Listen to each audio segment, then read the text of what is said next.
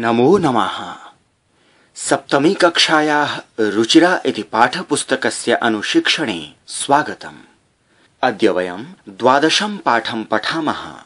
पाठस्य नाम अस्ति कल्पलतेव विद्या। अस्मिन् भागे अभ्यासः अस्ति। प्रथमः अभ्यासः।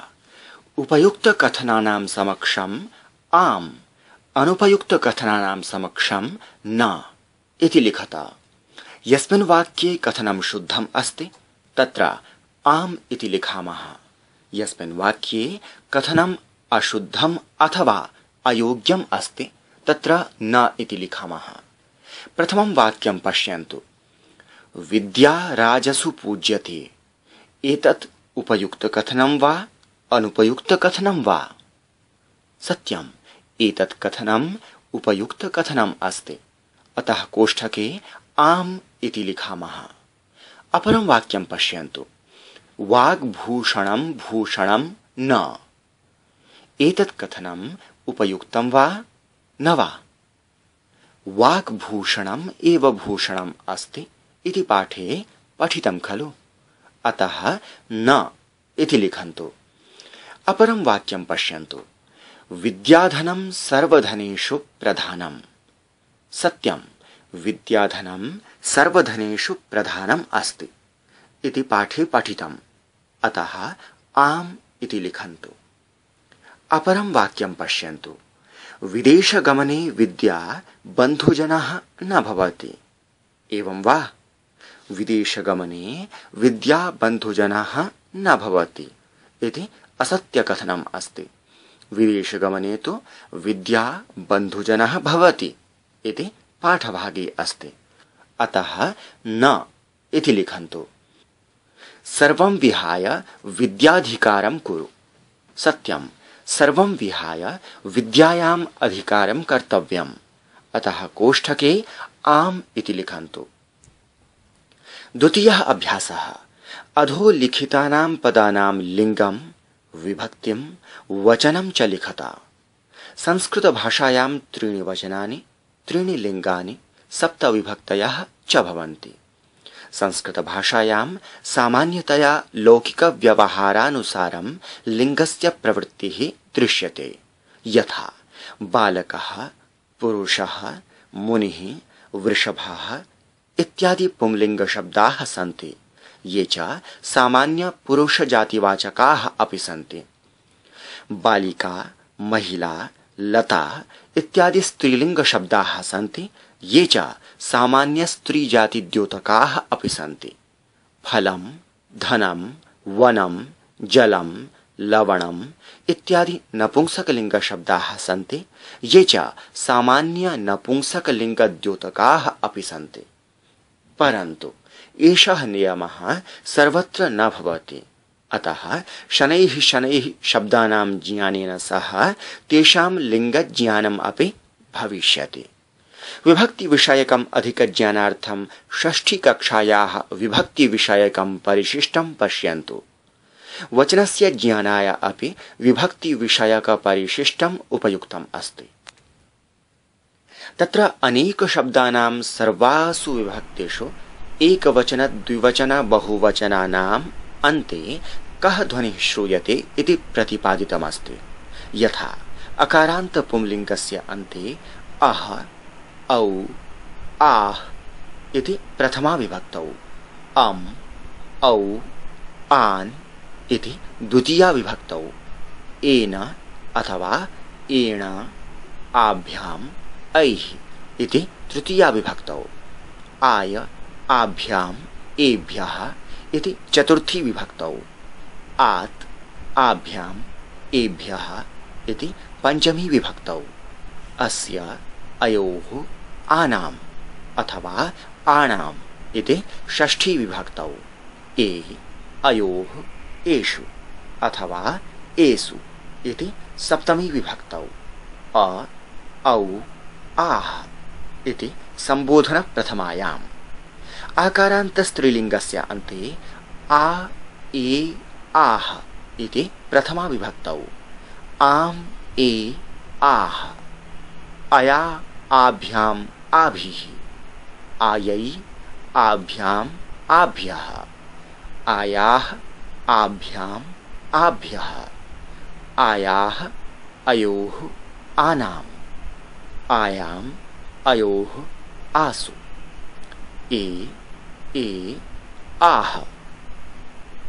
अकारांत नपुंसकलिंगस्यान्ते अम् ए आनि अम् ए आनि एन अथवा एण आभ्याम् ऐः आय आभ्याम् एभ्यः आत् आभ्याम् एभ्यः अस्य अयोः आनाम् अथवा आणाम् ए अयोः एषु।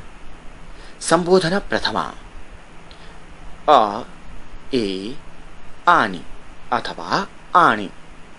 एवं प्रकारेण इकारांत ईकारांत ऊकारांत ऊकारांत हलन्तानां पुंलिंग स्त्रीलिंग नपुंसकलिंग शब्दानाम् अन्ते अपि भिन्न भिन्न ध्वनयः भवन्ति।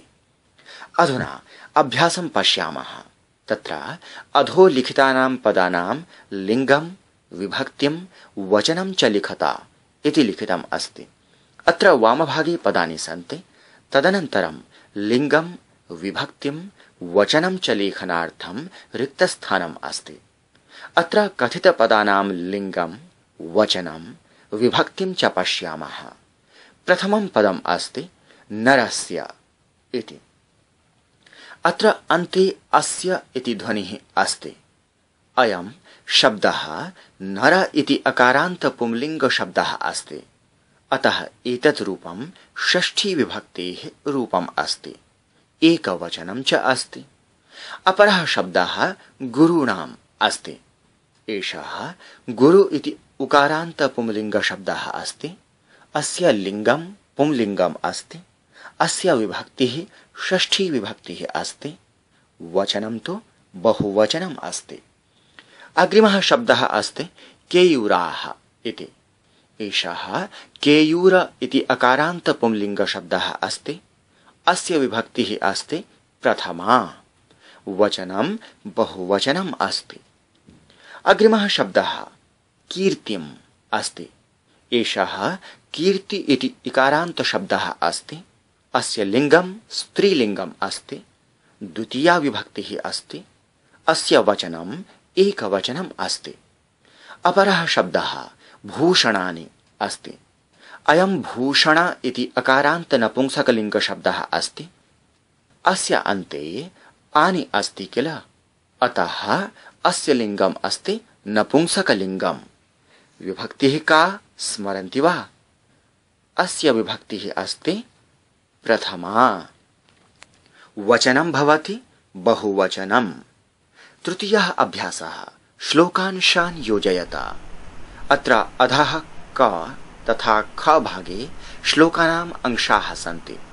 कः श्लोकांशः कुत्र योजनीयः इति पाठाधारेण ज्ञात्वा लिखामः। क भागस्य प्रथमं श्लोकांशं पश्यन्तु।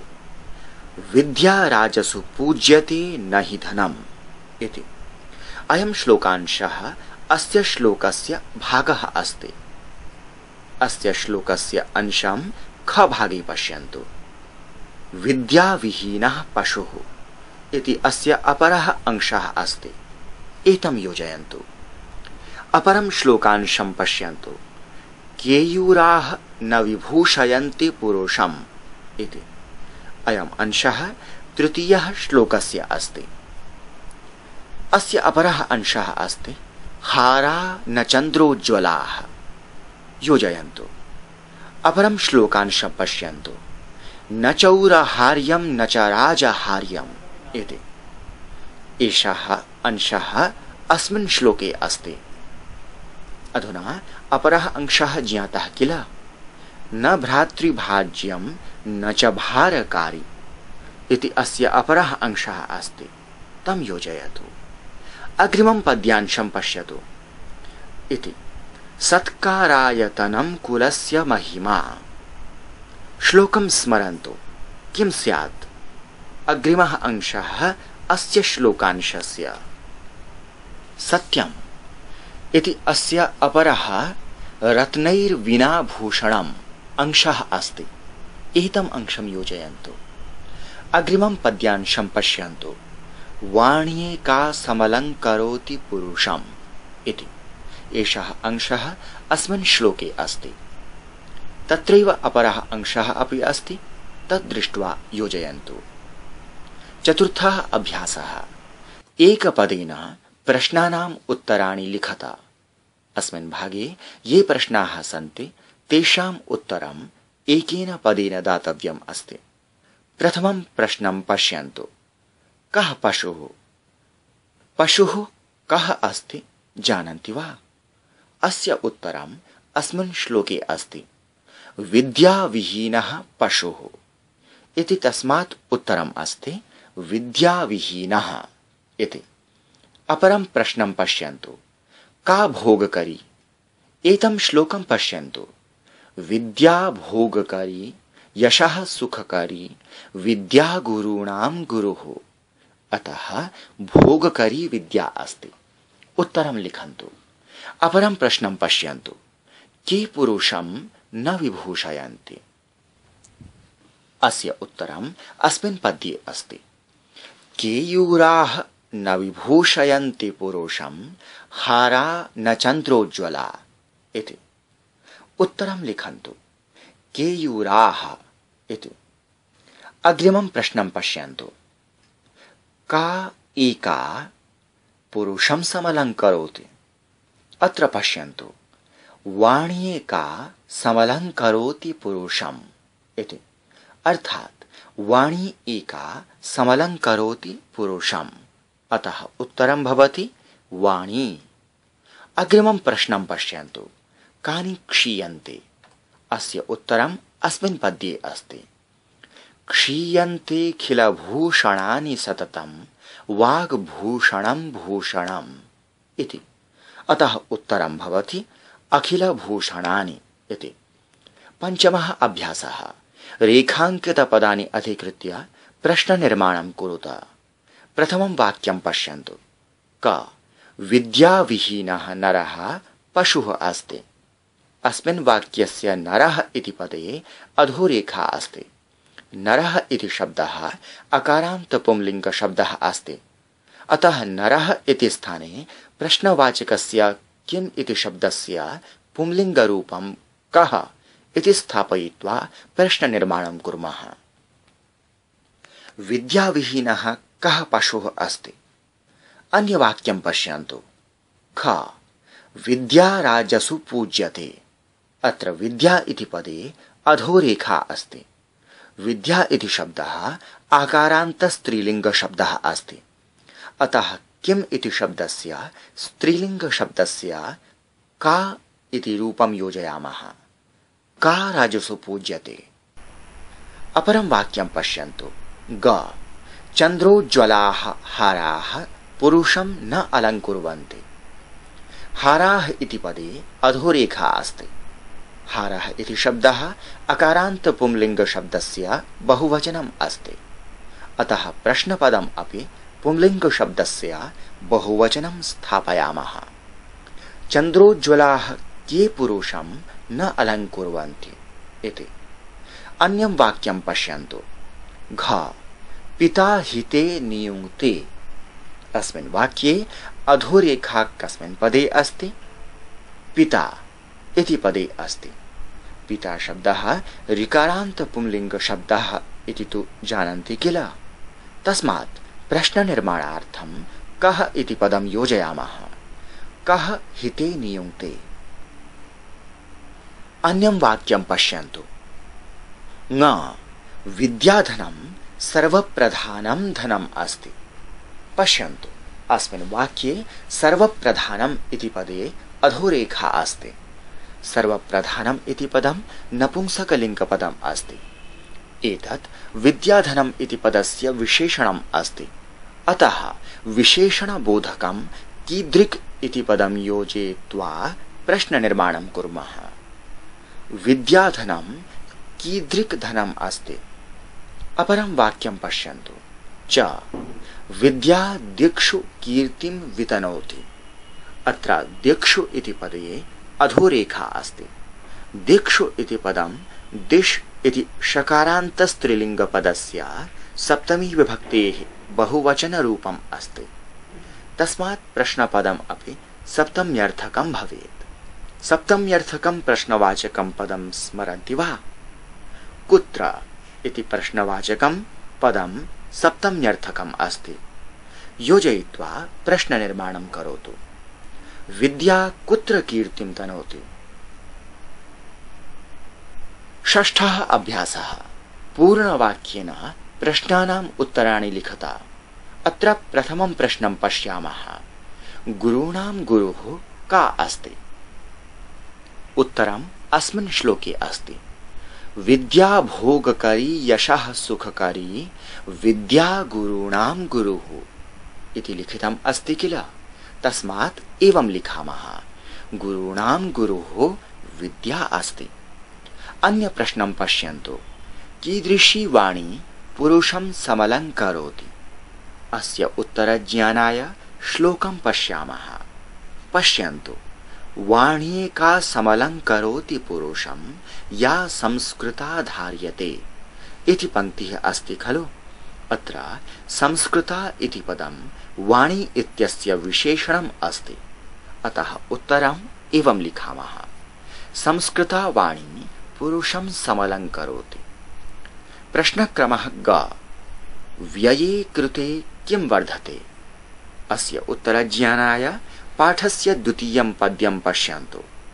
व्यये कृते वर्धत एव नित्यं विद्याधनं सर्वधनप्रधानम्। अधुना उत्तरं लिखन्तु। व्यये कृते विद्याधनं वर्धते। प्रश्नसङ्ख्या घ। विद्या कुत्र कीर्तिं वितनोति? उत्तरं जानन्ति वा? अस्य उत्तरं पाठभागे नास्ति। कीर्ति नाम यशः। विद्या सर्वत्र कीर्तिं वितनोति। अतः लिखामः। विद्या सर्वत्र कीर्तिं वितनोति। प्रश्नसङ्ख्या ङ। भाग्यक्षये आश्रयः कः?